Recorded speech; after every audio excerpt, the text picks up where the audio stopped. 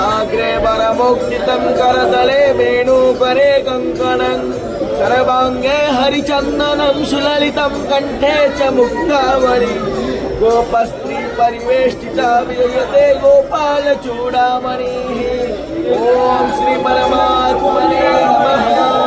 अथो पंचदशोऽध्यायः श्री पुरुषोत्तमयोगः। श्री भगवानुवाच ऊर्ध्वमूलमधस्ताकम् अधश्च मूलान्यनुसन्ततानि कर्मानुबन्धीनि मनुष्यलोके नरोपमस्मि मोहाजितसङ्गः। हरि बोलो, हरि हरि बोलो, हरि हरि बोलो।